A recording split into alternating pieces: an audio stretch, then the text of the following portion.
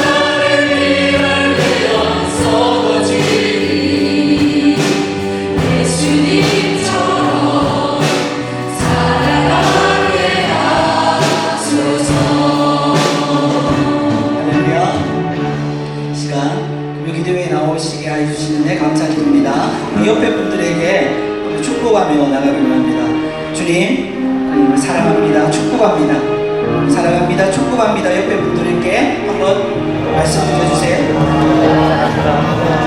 귀한 시간 주님께 은혜 받고 주님께 찬양하며 나가기 원합니다. 감사한 마음을 담아서 찬양 드리겠습니다.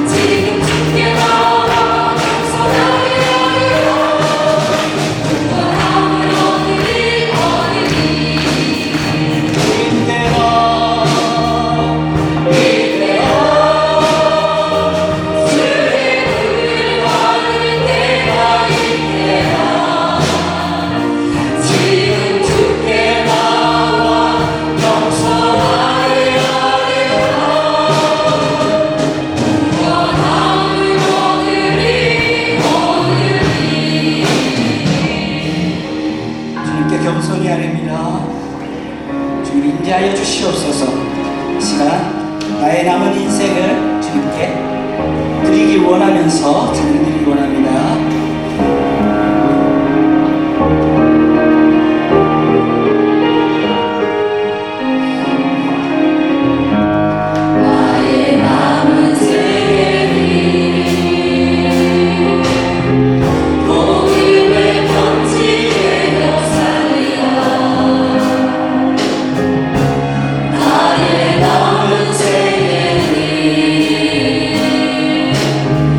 섬김에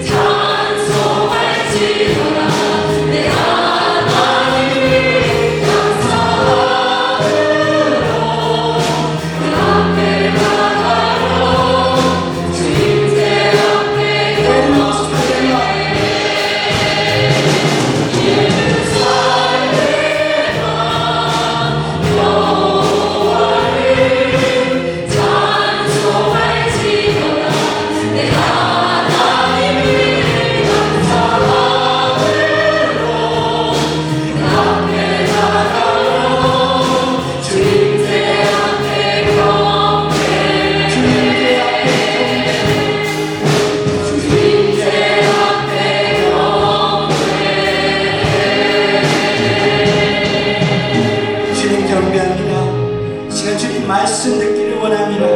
우리 다 함께 간절하게 그 앞에 나가며 주께 통성으로 주님 한 번 부르고 주님 찾으면서 기도드리기 원합니다. 주여 감사합니다. 주를 감사합니다. 오늘 우리 금요 심야 기도에 나온 우리 사랑하는 희락의 성도님들 한 분 한 분 머리 위에 인생 가운데 우리 하나님께서 임재하여 주시옵소서. 성령 하나님의 책임져 주심과 강림하심으로 인하여 우리의 인생을 송두리째 하나님으로 바꾸어 주시옵소서. 하나님이 우리의 인생의 주인 되어 주실 줄로 믿습니다.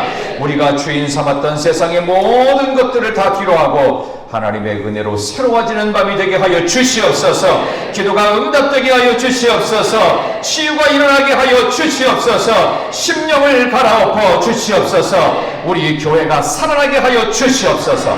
예수님의 이름으로 간절히 기도드리옵나이다. 아멘. 연이어지는 하나님의 말씀 다니엘 9장에서 보겠습니다. 다니엘 9장 1절에서부터 6절까지입니다. 다니엘 9장 1절부터 6절까지. 앞에 스크린에도 말씀을 같이 띄워드립니다. 성경과 앞을 같이 참고하시면서 우리 한 절씩 교독합니다. 메대 족속 아하수에로의 아들 다리오가 갈대아 나라 왕으로 세움을 받던 첫 해,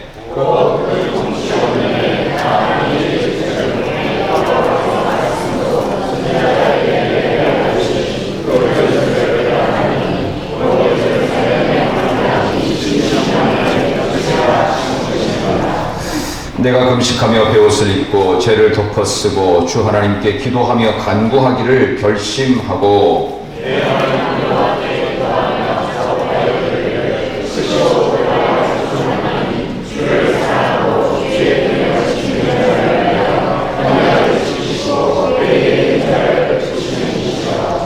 우리는 이미 범죄하여 패역하며 횡악하며 반역하며 주의 법도와 규례를 떠나 싸우며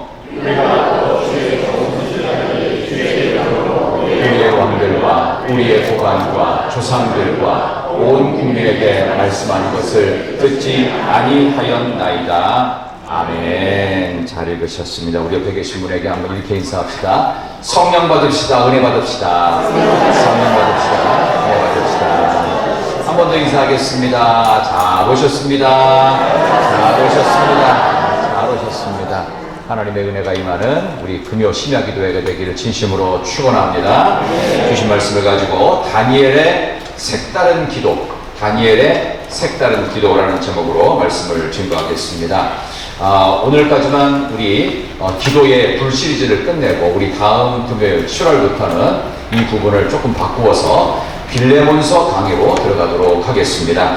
오늘 기도에 대한 이제 다니엘의 기도가 어땠는지 그 부분을 좀 말씀을 드리고자 하는데요. 다니엘의 색다른 기도라는 제목으로 말씀을 준비했어요. 다니엘이 지금 오늘 다니엘서 6장쯤 나오면 사실은 여기부터는 설교자들이 설교를 잘 안 하는 본문입니다. 이 다니엘이 굉장히 긴 책인데 주로 어디를 설교하냐 하면은 다니엘의 친구들이 풀무불 들어갔다가 살아나온 이야기, 그리고 다니엘이 사자굴에 들어갔다가 잡혀먹지 않고 살아나온 이야기. 혹시 그 외에 딴 거 기억나는 분 있으세요? 거의 기억이 없어요. 그 왜 그러냐? 한국계 설교자들이 설교를 잘 안 해요.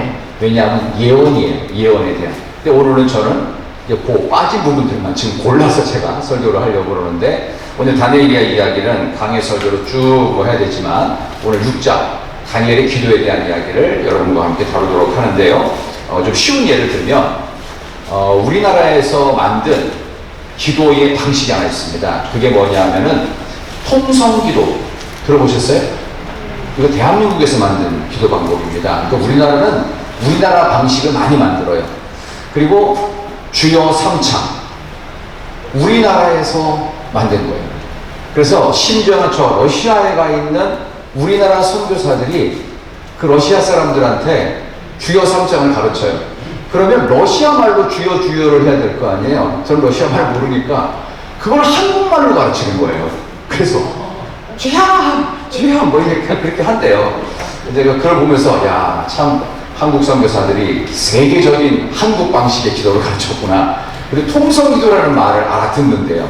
그리고 주여 삼창하면은 그 사람들이 한국말로 주여 주여 한다는 그런 얘기가 있을 정도로 이게 다니엘에서 나온 거 아세요? 이 주여 삼창이라는 게 다니엘에서 혹시 여러분 이제 혹시 들어보셨을지 모르겠는데 오늘 9장 우리 뒤에 잠깐 보시겠어요? 뒤쪽에 19절 보세요. 9장 19절 한번 여러분의 성경을 한번 보십시다. 9장 19절 보면 우리 앞에 스크린에 아주 친절하게 한번 같이 한번 읽습니다. 시작. 주여 들으소서, 주여 용서하소서, 주여 귀를 기울이시고 행하소서, 지체하지 마옵소서. 나의 하나님이여 주 자신을 위하여 하시옵소서. 이는 주의 성과 주의 백성이 주의 이름으로 일컫는 바 되리이다. 아멘. 자, 그대로 두시고요. 나오죠?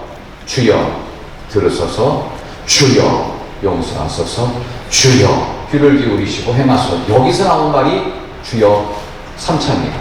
이건 제가 발견한 건데 어쨌든 주여 삼창. 그만큼 다니엘은 기도의 용사였습니다.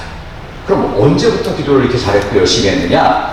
그가 바벨론 포로로 끌려왔던 10대 청소년, 아니 10살 전후에 왔다고 알려져 있으니까 실제로는 초등학생 시절, 초등학교 고학년 때부터 무슨 기도를 했을까요? 주여 삼창, 주여 삼창. 우리가 잘 아는 주여 삼창. 이거 다니엘이 만든 기도인데 이 기도를 본인이 예루살렘으로 향하여 난 창문을 향해 하루 3번씩 하나님께 감사하며 기도했더라. 그게 다니엘서 6장에 나와요. 근데 그거가 걸렸죠. 옆에서 시기하는 다른 대신들, 경쟁하고 있던 다른 대신들에게 딱 포착이 돼서 느부갓네살 왕 이외에는 절대로 다른 신에게 이렇게 기도를 하거나 경배할 수 없는 이 불문율을 어긴 것이 다니엘이다. 증인 몇 명 세워가지고 다니엘을 모함해서 사자굴에 들어갔죠. 그때도 다니엘이 했던 기도가 지금 이 기도. 주여, 주여, 주여. 이 기도였다는 겁니다. 어쨌든 그런 식으로 다니엘은 기도에 굉장히 열심을 가졌던 사람입니다. 한번 볼까요? 다니엘서 6장으로 한번 앞으로 넘어가십시다. 다니엘 6장 10절. 다니엘 6장 10절. 자, 다니엘의 기도처럼 우리도 기도에 아주 강력한 우리 모티브를 한번 만들어 봅시다. 다니엘 6장 10절. 다니엘이 시작.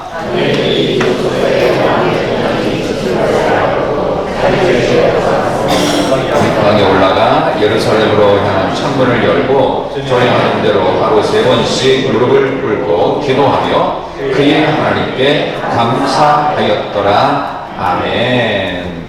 그렇다면 이렇게 금령을 알고도 기도했다는 얘기는 그때 갑작스럽게 고민이 돼서 일시적으로 혹은 급작스러운 기도를 했다는 뜻일까요? 아니면 평소부터 어린 시절부터 오랜 동안 이 기도가 습관이 되었다는 뜻일까요? 습관이 된 거예요. 그러니까 한 거예요. 그러니까 어려워지면 무조건 다 기도할 것 같죠? 아니에요. 괜찮을 때, 평소에 큰일 없을 때, 평안할 때도 기도한 사람이 어려울 때는 그 습관을 따라서 그대로 기도하는 거예요. 그러니까 지금 여러분들이 특별히 어려움이 없고 그냥 아주 잘 되는 건 없지만 그냥 괜찮을 때 기도의 습관이 다니엘처럼 목숨을 걸어야 되는 상황에도 그 기도가 나오더라. 이게 성경적 원칙이고 여러분들도 우리 모두 같이 기도의 습관을 늘 하던 대로 평소에 기도의 습관을 잘 쫓아서 특별히 금요 신약 기도에는 기도의 습관을 강력하게 만들어서 어떤 상황 속에서도 우리 희락의 성도님들은 기도의 용사로 다니엘처럼 기도한 여러분 되시기를 진심으로 축원합니다. 옆에 계신 분에게 다짐합시다. 우리 다니엘처럼 기도합시다. 우리 다니엘처럼 기도합시다. 다니엘처럼 기도합시다. 자, 다니엘의 기도가 무슨 기도를 했죠? 주여, 주여, 주여. 다니엘서 9장 19절이에요.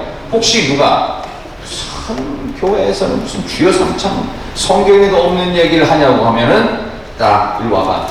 자, 성경 펴보자. 다니엘서 9장 19절 읽어봐 하면서 나오지. 이게 내가 만든 기도, 한국교회가 만든 기도가 아니라 다니엘 때부터 있던 기도야 하면은 이런 게 있었네. 어느 교회 다녀? 이 대구에서 제일 유명한 교회 몰라? 희락교회. 이렇게 딱 얘기할 수 있도록 뭐 당연히 뭐 전도가 되죠. 이렇게. 그래서 뭘 성경은 덮어놓고 믿는 게 아니라 펴놓고 알고 믿고 제대로 믿고 기도하며 믿음 생활 잘 하시기를 축원합니다. 자, 두 번째, 그렇다면 다니엘의 기도에 대한 이야기인데요. 기도하면 또 놀라운 게 생기는데, 기도를 하면 하나님의 말씀에 깨달아지고 말씀의 세계가 쫙 열려요. 보통 우리 성도님들이 가장 어려워하는 부분이 뭐냐면, 목사님 아무리 성경을 오랫동안 자꾸 읽고 또 믿음 생활을 뭐 수십 년을 하고 몇 대째 신앙생활을 하는데 성경 말씀이 잘 이해가 안 돼요 라는 분들이 의외로 많아요. 그러니까 여러분들도 사실 펼쳐놓고 보면은 이게 성경에 있었나 싶은 그런 데가 가끔 나오죠. 그 누구 책임이냐 하면 목사님들 책임이에요. 왜냐하면 다니엘처럼 필요한 것만 얘기하고 딴 데 설교를 안 하니까 이 부분에 대해서는 평생 한 번도 안 펴보고 가다가 천국 가는 경우도 있을 수 있어요. 그러니까 저와 여러분들이, 저는 특별히 목회를 하면서 빠짐없이 설교하기 위해서 제가 새벽마다 하는 설교도 성경을 7년에 한 번은 새벽마다 쭉 완독을 하는 겁니다. 쭉 해서 이 두란노 생명의 삶이 7년에 한 번씩 창세기부터 계시록까지 전체를 쫙 뚫게 돼 있어요. 그러니까 앞으로 7년이면 이제 어느 정도 계산이 되시죠? 7년 지나면 내가 새벽 설교만 들어도 성경 66권 전체를 다 강해를 듣는다. 이렇게 여러분 되시기를 바라고요. 그런 점에서 기도하면 하나님께서 말씀의 세계를 환하게 열어주시는데, 오늘 2절 보세요. 9장 2절. 자, 다니엘도 그런 경험을 하는 거예요. 기도를 통해서 말씀의 세계가 쫙 열렸습니다. 자, 2절 다 같이 앞을 보시고 곧 시작.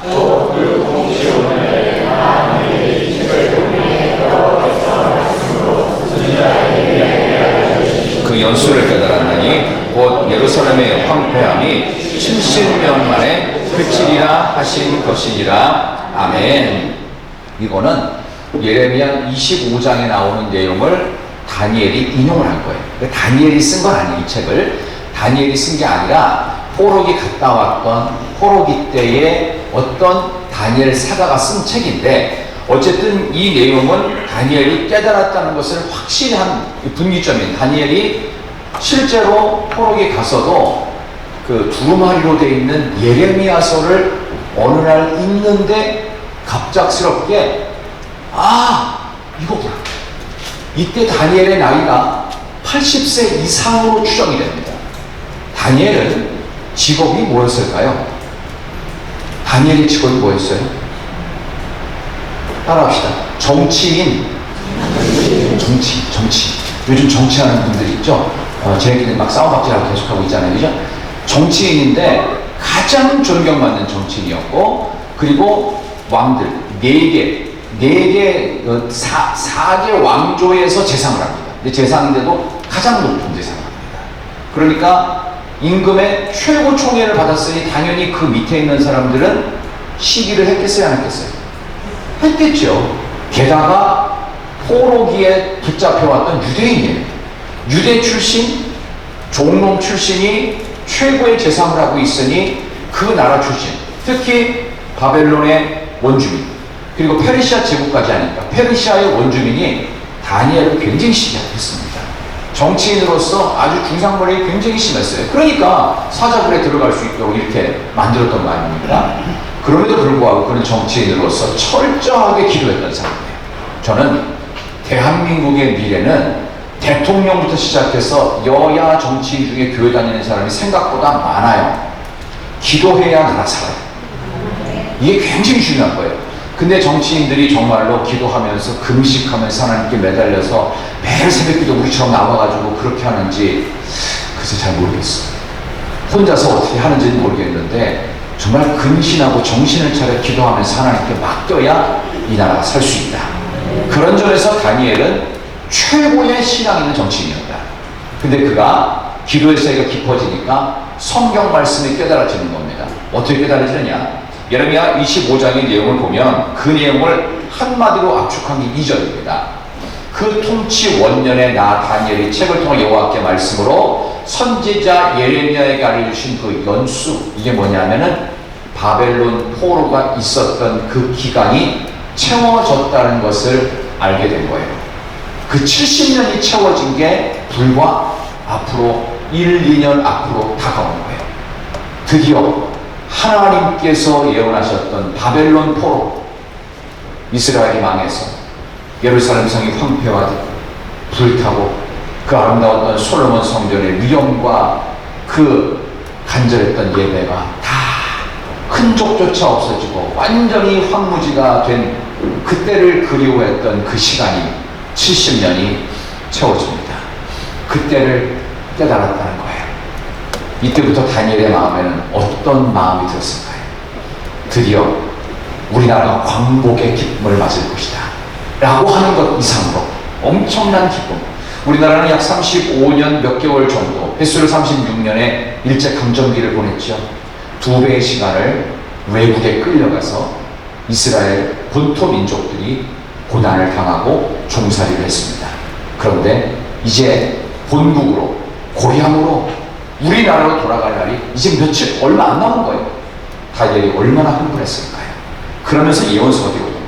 다니엘이 예언서잖아요. 선지서잖아요. 그렇게 기록된 책입니다.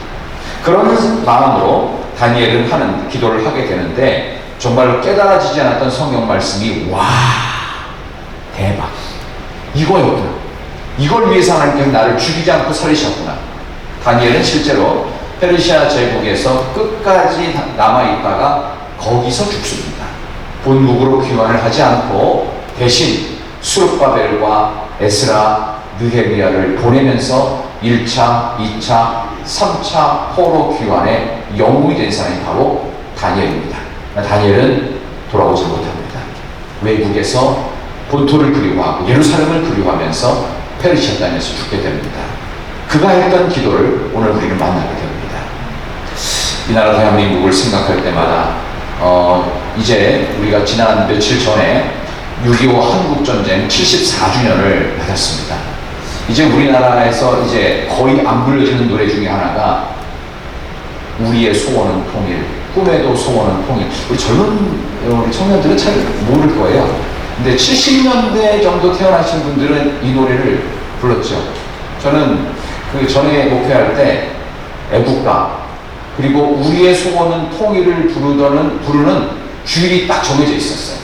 애국가는 언제 불렀냐 하면은 6.25 감사주일, 그리고 우리의 소원은 언제 불렀냐 하면은 8.15 광복일, 이렇게 부르게 됐어요. 어쨌든 중요한 것은 그런 노래들이 이제는 다 지나간 옛 노래. 우리가 뭐 언제 북한과 한민족이었느냐라는 생각이 점점점 희미해가는 중에 이 나라 대한민국이 지금 여야가 자꾸 싸우면서 특별히 민감한 포괄적 차별금지법의 독소조항을 가득 짜는 채 계속 싸움하고 있습니다.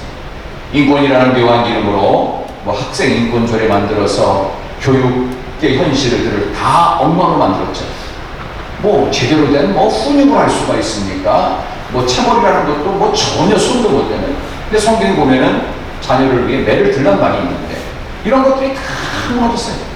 이 나라가 어떻게 될까 하는 그런 걱정 속에 우리는 최고의 신앙적 정치인인 오늘 다니엘을 만나고 있습니다. 오늘 다니엘을 통해서 이 나라 대한민국이 살아나고 또 여러분의 인생이 새로워지는 기도의 전환점이 되시기를 진심으로 소망합니다. 두 번째는 아까 말씀드린 대로 기도하게 되면 하나님의 말씀이 쫙 열리는 것을 볼 수 있습니다. 자, 이제 깨닫고 나서 그가 무엇을 했는지 3절과 4절 보겠습니다. 3절, 4절. 자, 이제 말씀을 깨닫고 그가 기도했던 내용입니다. 3절 내가 시작.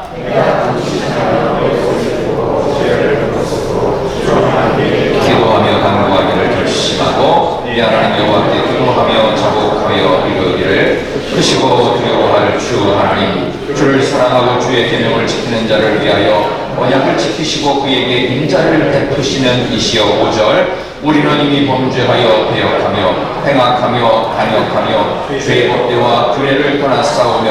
6절 우리가 또 주의 종 선지자들이 주의 이름으로 우리의 왕들과 우리 고관과 조상들과 온 국민에게 말씀한 것을 듣지 아니하였나이다.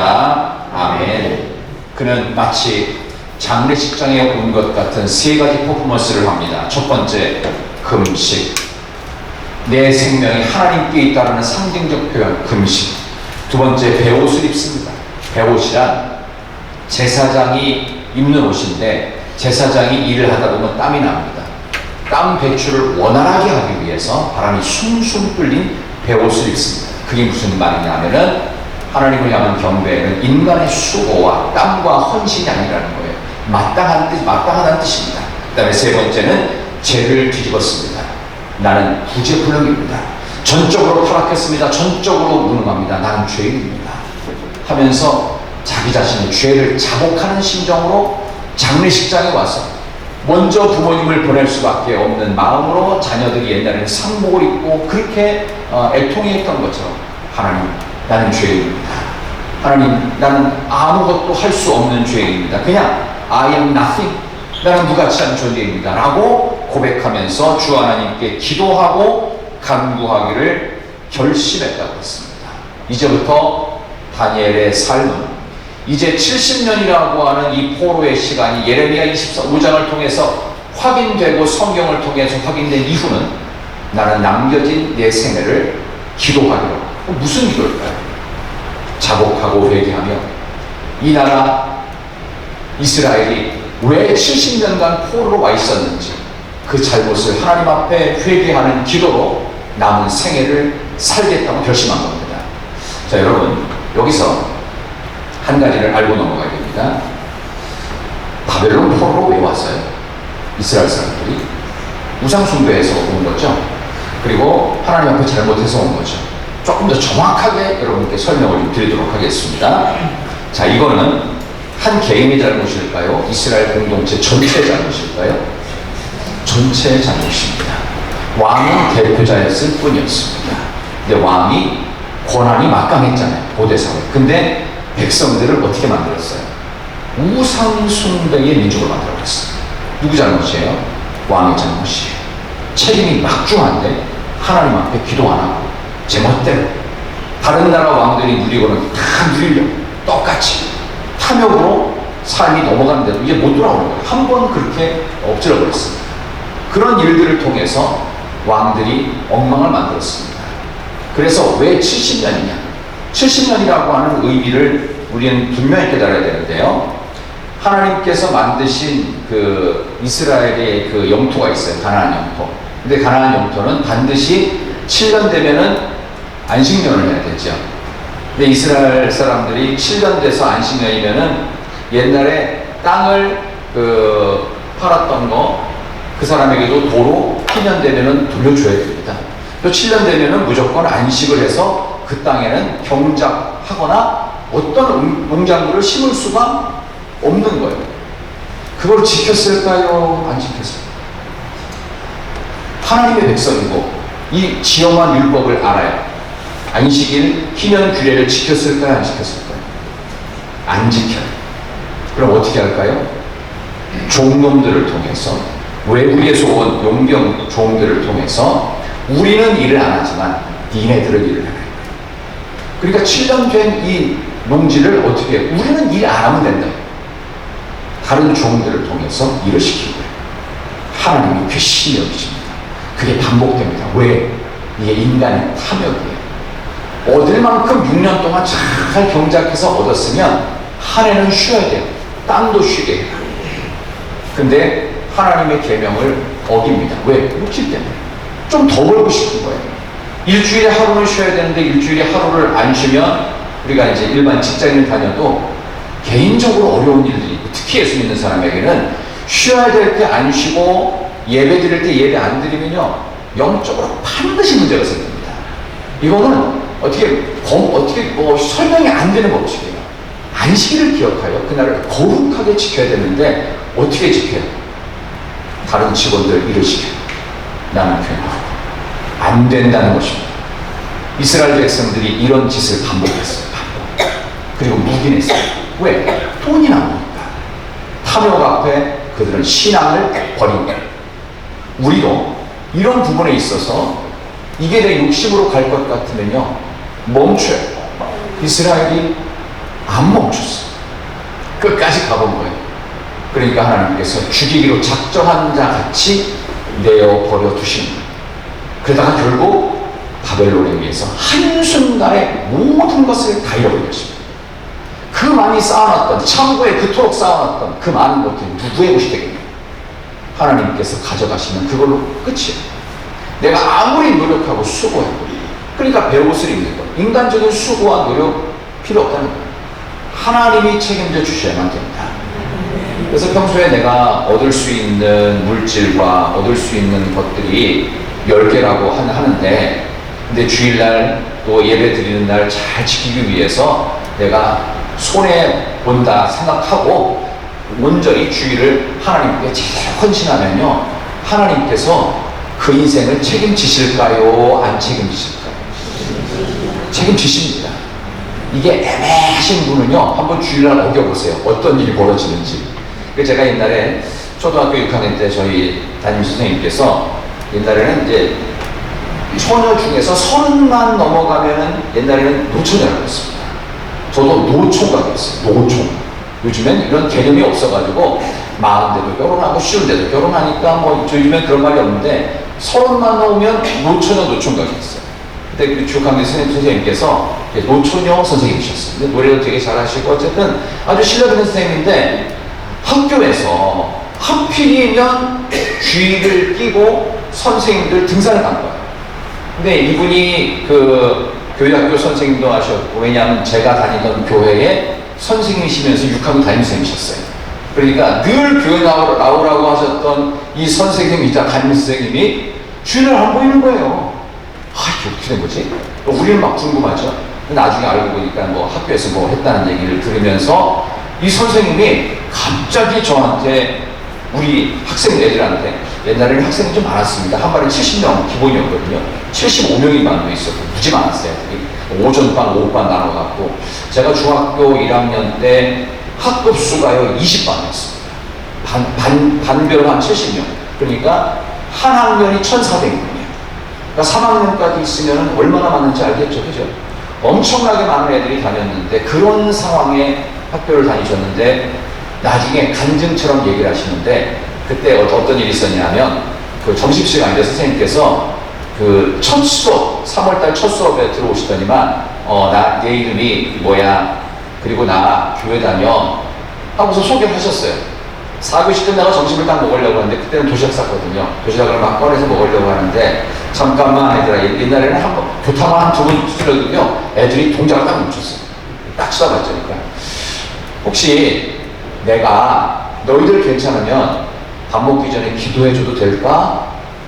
그러니까 다들 괜찮다고 하는 거예요. 근데 혹시 그 중에서 이제 뭐 기독교 신앙이 없는 애들 있긴 있었어요. 근데 그거를 이제 그 가정 그 조사서에 다 나오거든요. 뭐 불교니 뭐 이런데.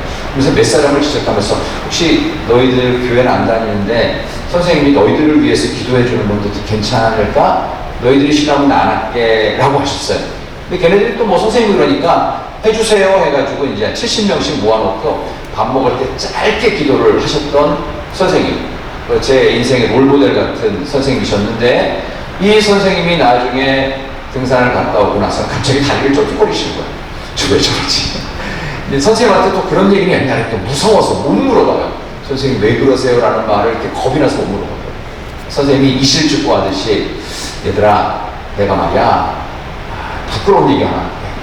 나는 교회 다니는 선생님인데 너희들 알지? 그러니까 예 알아요 라고 하는데, 사실은 지난 주간에 주일날 내가 교회를 빠졌거든. 왜 빠졌냐 하면은 아파서 빠진 게 아니라 너무 등산을 가고 싶어 빠졌다는 거예요. 그래서 선생님들하고 같이 교장 선생님 모시고서 등산을 갔는데 기분이 조금 이상하더라고요. 교회를 빠진 적이 있는데 등산 간다고 빠졌는데 갑자기 등산 올라갔다 내려오는 길에 미끄러져서 다리를 접질렀는데 부러지는 줄 알았대요. 너무 아파서 걸을 수가 없어가지고 선생님들이 부축을 받고 겨우 내려갔대요. 내려오면서 가슴이 아프더래요. 하나님 죄송해요. 제가 주일날 빠져서 이렇게 된 거 하나님 너무 죄송해요. 저 절대로 주일날 안 빠질 거예요 라고 기도했다는 내용을 학생들 앞에서 고백을 하셨어요. 그 이후로 그 선생님은 단 한 번도 교회를 빠지신 적이 없었습니다. 제가 그때 아동부에 있을 때 6학년 내내 한 번도 빠지신 적이 없고, 저는 이제 중국 등급으로 올라갔던 그 기억이 납니다. 제가 이 말씀을 굳이 드리는 이유는, 여러분 하나님 앞에서 다니엘처럼 이제는 기도하기로 결심했던 거죠. 여러분 이 시간 이후로 하나님 앞에 평생을 기도하는 사람으로 살기를 결심하십시오. 주일 성수하기로 결심하십시오. 하나님이 책임져 주시는 인생을 살 줄로 믿습니다. 결심하고 믿음으로 사는 다니엘과 같은 제2, 제3의 다니엘이 바로 여러분 되시기를 진심으로 축원합니다. 이스라엘 백성들이 그렇게 안식년 안 지키고 희년 안 지키고 쉬어야 되는 땅을 안 돌리고 하니까 하나님께서 이스라엘 백성들을 강제로 통째로 바벨론으로 이주시키십니다. 그러니까 가나안에 있던 땅이 어떻게 해요? 모두가 쉬게 되는 땅이 됩니다. 황무지이지만 그 땅이 힘을 발휘할 수 없도록 하나님이 강제로 쉬게 하십니다. 그래서 우리가 하나님의 말씀에 불순종하면요 억지로 쉬게 하는 날도 오게 하십니다. 저도 일을 과하게 하다가 어떤 때는 쓰러진 적이 있었습니다. 아무도 못하겠더라고요. 디스크 때문에 며칠 입원했던 적이 있는데 뭐 지금 문제가 없지만 그때 그 느낌이 하나님이 강제로 쉬게 하시는구나. 앞만 보고 뛰지 말고 옆도 보고 천천히 가고 때로는 한 스텝 늦게 가고 때로는 안 하다가 그 다음에 또 하기도 하고 이렇게 하나님 앞에서 완급을 조절할 수 있는 인생으로 저를 만드신 걸 보면서 때로는 이 다니엘의 모습 속에 그게 그려지는 때가 있었습니다. 여러분 소망합니다. 하나님께서 여러분의 삶 가운데 다니엘의 기도를 오늘 듣게 하시고 이 말씀을 찾게 하신 이유를 통해서 기도하면서 하나님의 말씀이 환하게 열려짐을 통하여 여러분의 인생 가운데 기도하기 쉬는 일들을 이제는 멈추시고 계속 기도하는 일로 결단하시고 예배에 빠지지 않는 복된 인생의 주인공들을 여러분 되시기를 진심으로 축원합니다. 우리 옆에 계신 분에게 인사합시다. 주일날 빠지지 맙시다. 주일날 빠지지 맙시다. 여러분 기도하는 자리에도 빠지지 마십시오. 그때 하나님의 강력한 정말 부흥의 역사가 있을지도 몰라요. 부흥하는 자리에 은혜 받는 자리에 나만 빠졌다. 그런 문제가 있어요.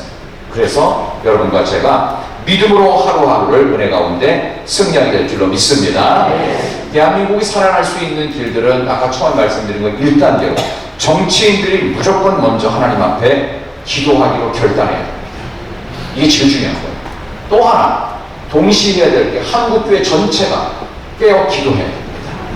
저는 우리 선배 목사님들 가운데에서 특별히 이름을 대면 딱 알만한 제가 그토록 존경에 맞지 않는 이 무슨 목사님, 김 무슨 목사님이 코로나를 통과하면서 얼마나 제 마음에 실망감을 줬는지 이루 말할 수가 없어요.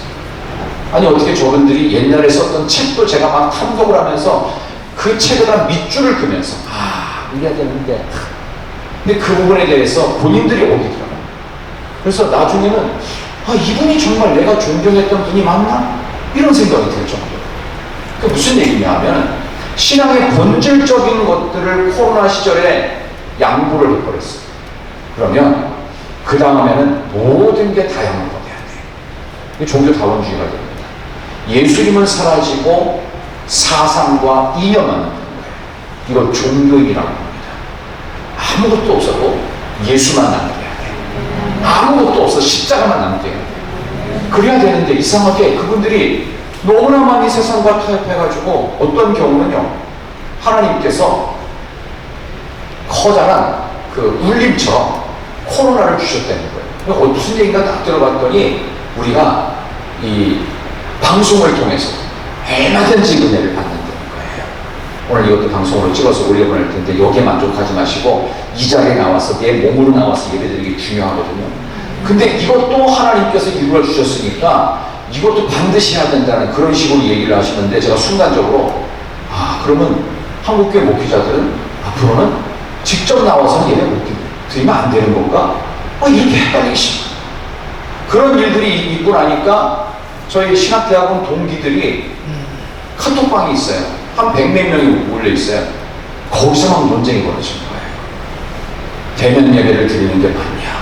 비대면 예배가 앞으로 대세가 돼야 되는 게 맞냐? 그거 갖고 막 싸우더라고요. 너무 말이 안 되면 참 탈퇴해버렸어요. 그 안에서 싸우는 그 모습이 너무 싫은 거예요. 그것도 다 교회 다니는 목사님. 그런 일들이 벌어지는 거예요. 왜? 스타트를 잘못 끊으면 그렇게 되는 그러니까 저는 우리 희락교회가 성경적 기준, 복음적 기준에 부합한 교회로 앞으로도 믿음의 정도를 걸어갈 수 있고, 여러분들도 성경에서 아니라고 하는 것은 아니라고 하시고, 성경에서 그렇다고 맞다고 하는 건 맞고, 하나님이 좋아하는 걸 나도 좋아하고, 하나님이 미워하시는 것을 나도 싫어할 수 있는 그런 믿음의 삶, 기도의 삶이 여러분의 삶 되시길 진심으로 축원합니다. 마지막 세 번째, 기도를 통해 하나님께 영광 드리는 적극적 자세가 만들어집니다. 오늘 본문 말씀을 좀 넘어가서 9장 17절 보십시다. 9장 17절 말씀입니다. 9장 17절, 그러하원즉, 자, 9장 17절 다 같이 시작.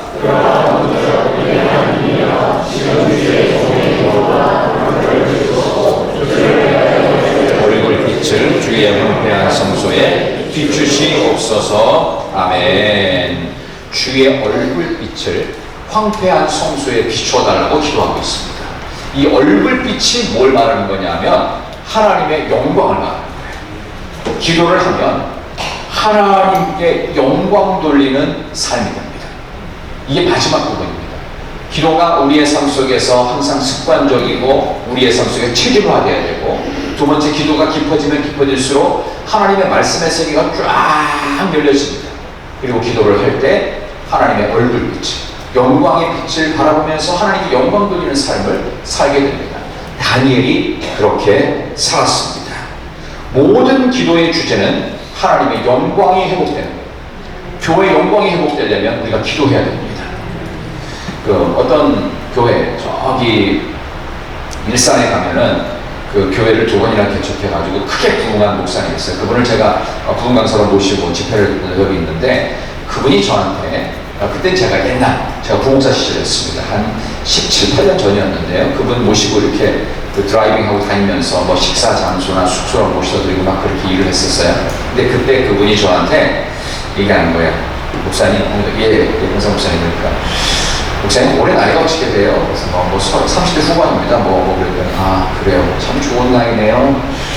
근데 목사님, 앞으로 목회는 딱 한 가지만 하면 됩니다. 그래서, 목사님, 그 목회에 승리하는 비결이 뭡니까? 라고 했더니, 딴 거 하지 마시고 성령 운동 하시면 됩니다. 성령 운동. 열심히 기도하십시오. 기도를 통해서 확신하고 거기에 마음이 뜨거워지면 그 일을 하시면 됩니다. 기도가 바탕이 되면 모든 것들을 이길 수 있고 성공할 수 있습니다. 그러나 기도해보지 않고 그냥 일을 벌리시면 안 됩니다. 저도 개척을 2번이나 해가지고 지금도 하나님께서 있을 수 없는 기적적으로 큰 교회를 만들게 하셨는데, 이 모든 것 앞에서 바탕은 기도였습니다. 기도 운동입니다. 성령 운동입니다. 저는 오늘 여러분께 다시 한번 기도의 습관을 만들라고 부탁을 드립니다. 기도하면서 하나님의 말씀의 세계가 확 열리기를 소망합니다. 기도를 통해 하나님께 영광 돌리는 삶을 살아가시기를 진심으로 축원합니다. 우리 희락교회가 그렇게 하나님께 영광 돌리는 교회로, 그래서 심지어는 교회는 세상으로부터 아무리 욕먹고 비난을 받아도 교회는 그래도 영광스러운 곳입니다. 예배의 영광이 회복돼야 돼요. 하나님의 영광이, 하나님의 얼굴빛을 예배 때마다 비춰주시옵소서. 다니엘이 그렇게 기도하기로 결단하며 작정했던 것처럼 우리도 주님 오시는 그날까지, 하나님이 나를 부르시는 날까지, 내가 하나님 앞에 가는 그 시간까지, 그 순간까지 기도하며 하나님의 얼굴빛을, 영광의 빛을 구하고 기도하면서 하나님의 말씀의 세계가 깊이 환하게 열리는 기쁨과 감격의 주인공들, 바로 여러분들 모두가 되시기를 진심으로 축원합니다. 자, 우리 이 시간 찬양하기를 원합니다. 큰 꿈은 없습니다.